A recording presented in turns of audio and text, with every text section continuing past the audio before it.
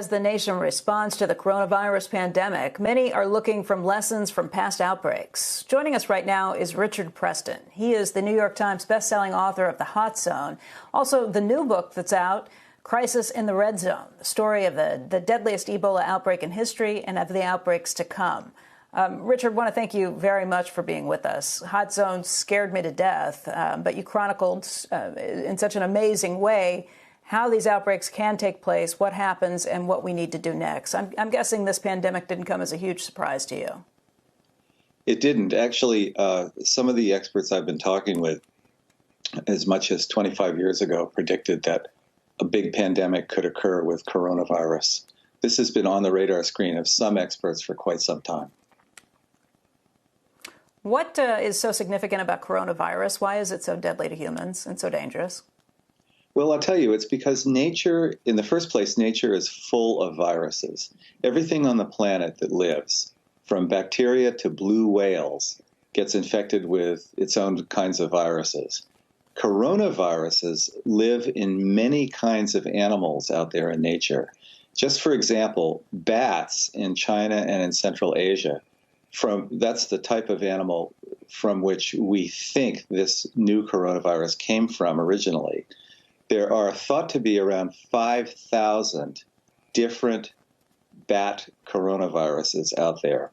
And these things, they give a bat a runny nose. It's not a big deal. It's basically a bat cold. But viruses have a tendency to jump species. They find a new host. And right now on the planet, there are 7.5 billion people. We represent an enormous new unexplored host for these viruses. And this coronavirus pandemic is the third major outbreak of a coronavirus to occur in the human species. And there will be certainly more. We hear some people saying, well, this is a once in a 100-year event. It is absolutely not. It is part of a pattern of emerging viruses coming out of the world's ecosystems and finding their way into the human species, and then, as we now see, can do incredible damage. And there will be more in the future. There are going to be further pandemics. We don't know when. We don't know what it will be. Maybe another coronavirus, maybe something else. But what we do know, or what we can see, is that the human species packed together in these enormous super cities with populations of 20 million or more. And New York, greater New York, is an example of that. It's got a population of about 20 million. So you take, the population of Texas, most of it, you pack it into one city. And what you have is a kind of a petri dish or a breeding ground for a huge outbreak. And I think the major thing that we're taking away from this pandemic is that pandemic and public health are now a matter of national security. Yeah, hey, Richard, it's frightening. It is. And even swine flu, I think, was, 500, almost 600,000 people killed. Do we take any solace that maybe if the mortality rate is too high, it's self-defeating for the virus? I mean, if it was... I can only imagine if this were Ebola and it was 50% fatality or something like that, how frightening it's frightening enough, obviously, what we're seeing right now, and deadly enough. But do viruses that are much more fatal, do they have a hard time if the host dies and they're unable to spread, or do we have to worry about something that could be 10 times worse than this someday? Well, unfortunately, I think we do have to think about all possibilities.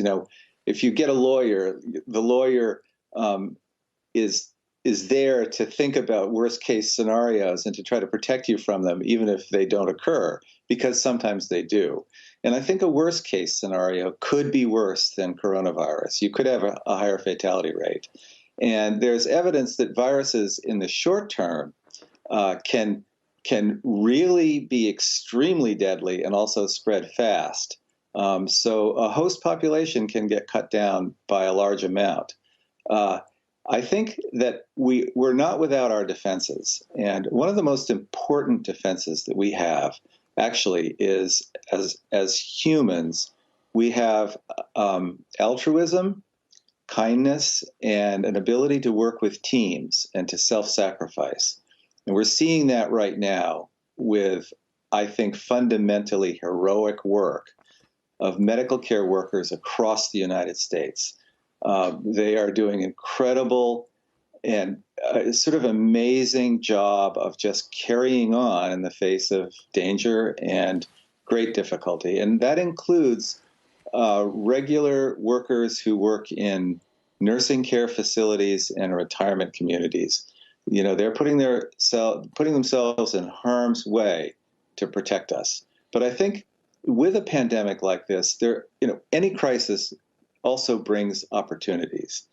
And we have an opportunity here, I think, to get focused on the real situation of the human species on the planet right now with regard to these viruses. They are clearly a threat, but we can do things to deal with it. And one thing that I think is going to be essential is that nations around the world, starting with the United States, really have to develop a series of platforms for rapidly developing vaccines and new kinds of antiviral drugs, which can be done. It's very feasible. And then in addition to that, we have to develop surge manufacturing capability. The ability, we're going to have a coronavirus vaccine at some point in the next 12 to 18 months. But the real question is, can we make enough of it to make a difference? And that's where surge manufacturing of these new kinds of drugs and vaccines is going to be a critical part of the process. Hey, Richard, you mentioned the workers who are really throwing themselves into the fray with this, those on the front lines, those healthcare workers who are taking great personal risk to try and keep the rest of us safe. What do you think when you see people who are ignoring social distancing rules, flocking on the beaches, hanging out with friends in parks, obviously not following the directions that we've been given? Well, I wrote about the great Ebola epidemic in Africa a few years back. And when Ebola first broke out in villages and then quickly got into the cities, an awful lot of regular people didn't believe that Ebola was real. They felt that it was a hoax, and in any case, wasn't that serious. People didn't really pay attention. But then when the virus got into their homes and into their communities and they began seeing its effects, they woke up fast. When your life is at stake, you get smart really fast. And in Africa, what happened was, and I'm sure it's going to happen in the United States, that when people finally realize that this thing is real and it's a real threat, they're going to absolutely go to social distancing. This happened in Africa. And when regular people just kind of woke up to the reality of it, West Africans went hardcore for social distancing. And I mean, it was quite harsh. For example, nobody would touch anybody who looked sick out in public. Second, people even engaged in social distancing within their own families. So it was the hardest thing you can imagine.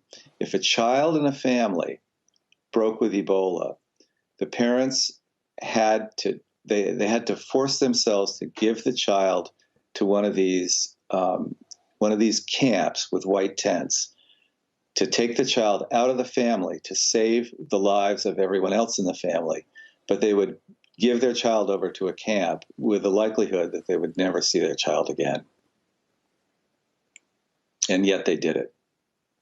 And it stopped Ebola. Hey, Richard, we don't have a lot of time left, but I'm just trying to figure out all the things we can do. Now, not all these viruses have the same, they don't come from the same places, obviously. But do you think that maybe wet markets really need to be looked at? You mentioned that bats get these viruses and they get a cold. Is it easier to jump to humans if you're eating these exotic things? Would it help to shut the wet markets, or the viruses will just be generated in some other fashion? Yes, unfortunately, it would really help to shut the wet markets. If, in fact, the Chinese government, with all its powers, could do that, what happens in China, unfortunately, is that things go underground really fast. And it's not just a matter of government action in China to shut down the wet markets, but it's also convincing the people who go to these wet markets and buy the meat that this is dangerous for them.